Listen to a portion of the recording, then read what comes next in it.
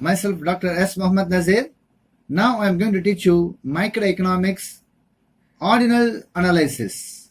In consumer behavior, we have three analyses: cardinal approach, ordinal analysis, and revealed preference theory. This class I am going to teach you ordinal analysis or ordinal utility approach or Hicksian approach or indifference curve approach. Cardinal utility approach assumed that utility can be measured absolutely by cardinal numbers such as 1, 2, 3 and so on. But Professor F. W. Edgeworth, English economist, and Wilfredo Pareto, Italian economist, criticized this cardinal utility approach. They assumed that utility cannot be measured absolutely but can be compared or ranked or ordered by ordinal numbers such as Roman letters 1, 2, 3, that is the first rank, second rank, third rank, and so on.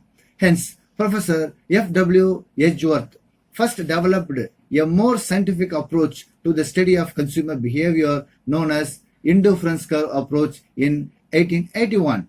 In 1906, Wilfred Pareto modified the Edgeworth approach. Again, Professor J.R. Hicks and Professor R.G.D. Allen refined the indifference curve approach in 1934. Later in 1939, Professor J.R. Hicks in his book Value and Capital gave a detailed shape on this indifference curve analysis.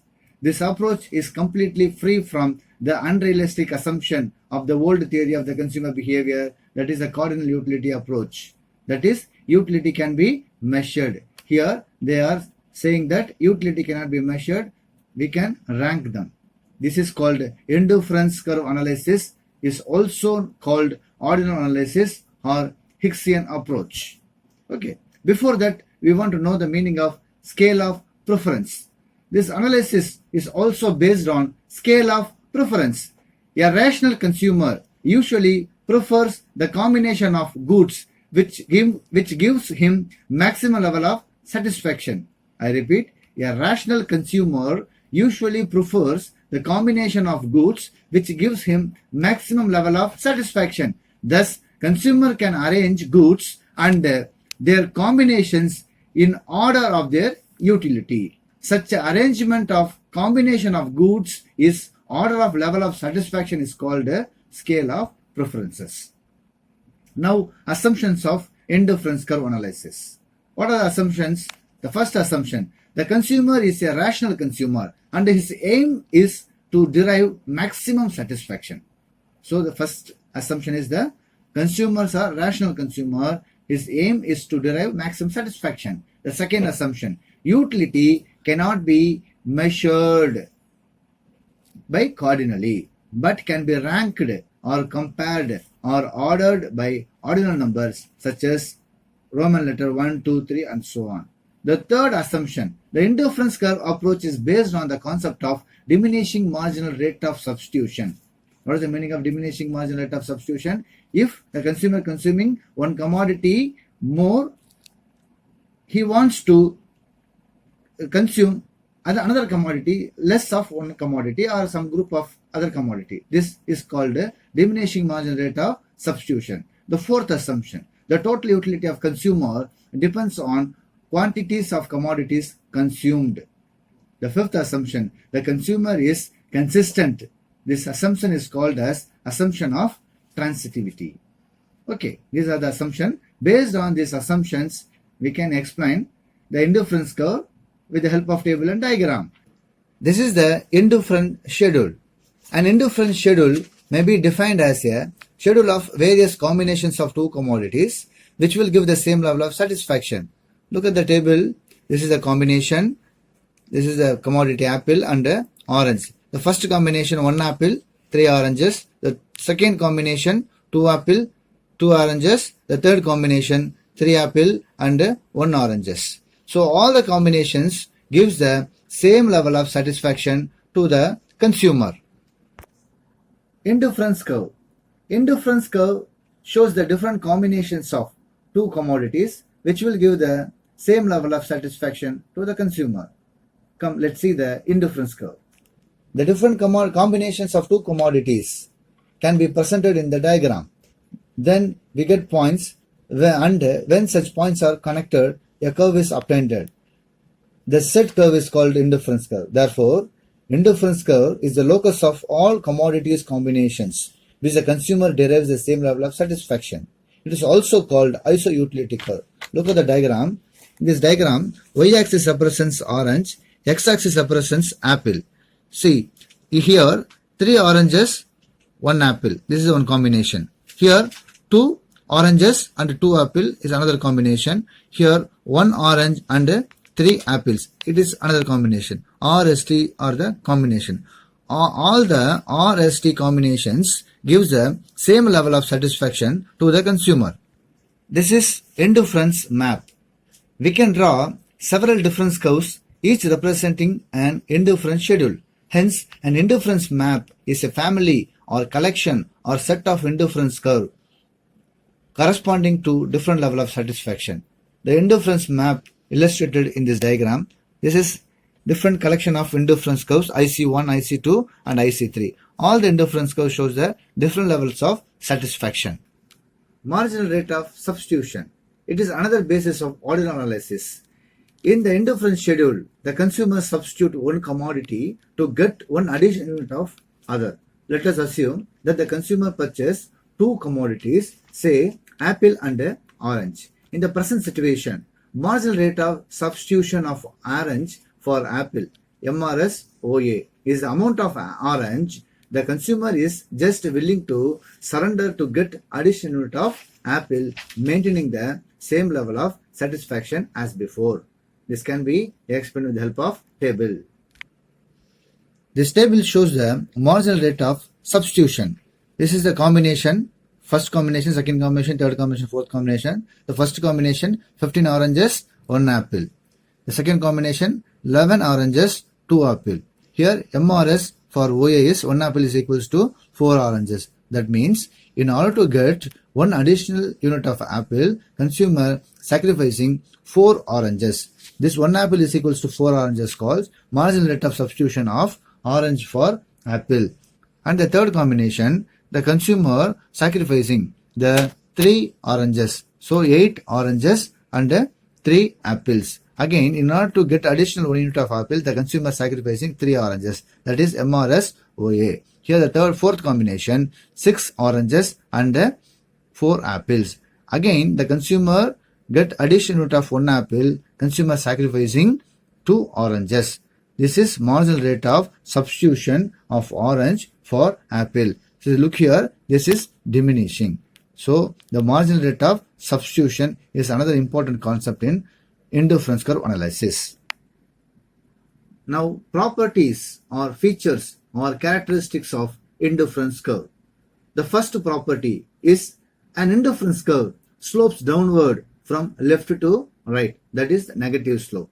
The first property is that an indifference curve always slopes downward from left to right. Left to right. The slope of indifference curve is negative. The reason is that if the amount of one commodity in the combination is increased, the amount of other commodity reduced. Then alone, the consumer will get the same level of satisfaction as before. This is possible only if indifference curve slopes downward from left to right. It does not slope downward. It should be either horizontal to x-axis or vertical, or should be upward sloping as shown in the diagram. We can prove that it is impossible for an indifference curve to be vertical or horizontal or sloping upward. See here, look here. If there is an indifference curve is horizontal straight line, see the apple consumption is only increasing. There is no decrease in consumption of orange. The indifference curve shows the orange consumption decreases, then apple consumption increases. That is indifference curve. So it is, the indifference curve is not like this. Here, look here, the apple consumption is same. It is a vertical straight line. The orange consumption is only increasing. It is also not possible. This is also a indifference. It is also a not a indifference curve. See the upward sloping of indifference curve. This curve shows that the consumption of orange increases and apple also increases. So it is also not possible. one commodity consumption falls, another commodity consumption increases. That is indifference curve. So indifference curve cannot be horizontal or vertical or sloping upward. Indifference curve always sloping downwards from left to right, that is negative slope. Now the second property. All the indifference curves are convex to origin. All the indifference curve are convex to, this is the origin, convex to origin. They cannot be concave to origin. The left hand portion of indifference curve is relatively steep while the right hand portion is relatively flat. This feature is derived from the principle of diminishing marginal rate of substitution. The principle is diminishing marginal rate of substitution. The third property is indifference curve neither touch nor intersect each other. Neither touch nor intersect each other. We define that each indifference curve represents a given level of satisfaction.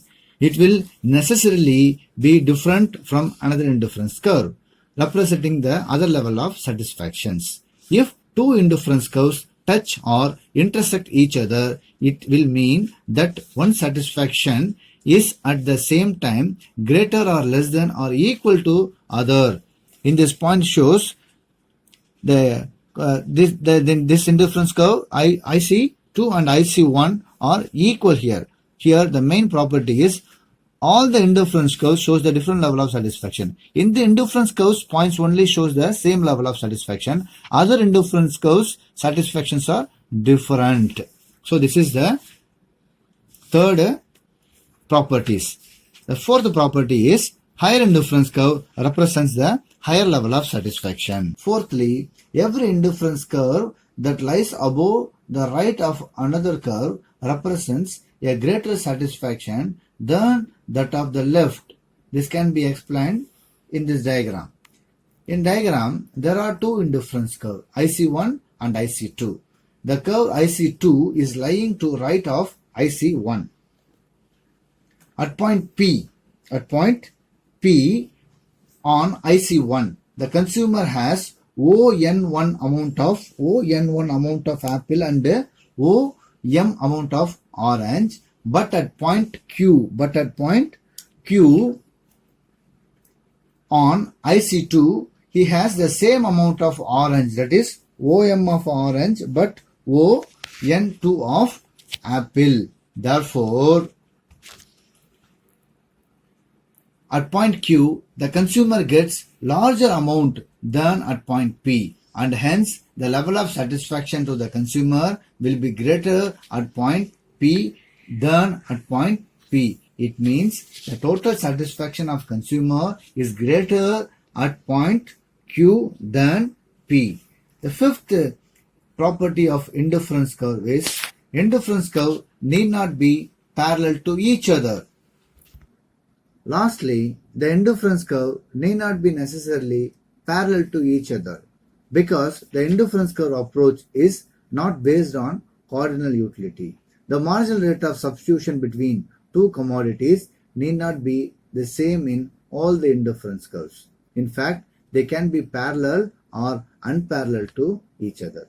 These are the properties of indifference curve. The first property is indifference curve slopes downwards from left to right. The second property is it is convex to origin. The third property is higher indifference curve shows the higher level of satisfaction. The fourth indifference curve neither touch nor intersect each other. The fifth property, indifference curve need not be parallel to each other. Now we see the budget line. Then only we can get the consumer equilibrium. What is budget line? The concept of price line or budget line is essential for the theory of consumer equilibrium. We have already seen that the higher indifference curve shows the higher level of satisfaction. This greater satisfaction depends on two conditions, namely the price of two commodities and income of the consumer. This information is provided by the price line. Let's see the price line. Let us explain the budget line with the help of a simple illustration. Suppose a consumer spends the entire money on apple, he can purchase OP amount of apple alone and none of orange. On the other hand, if he spends the entire money on orange, he can purchase OQ amount of orange. Here, OP amount of apple and OQ amount of orange. If he spend the entire amount to purchase orange, he can spend that money, then he can purchase OQ amount of orange, none of apple. And he spends the entire amount on apple, he will spend OP amount of apple, none of orange. If we connect these 2 points, P and Q, we get the price line or budget line.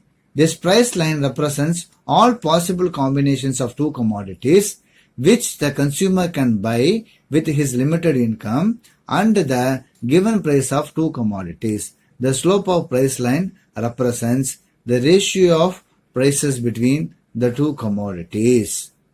This is the ratio P0 by PA. Consumer equilibrium or maximum satisfaction. With the help of the budget line and indifference curve, we can get the consumer equilibrium.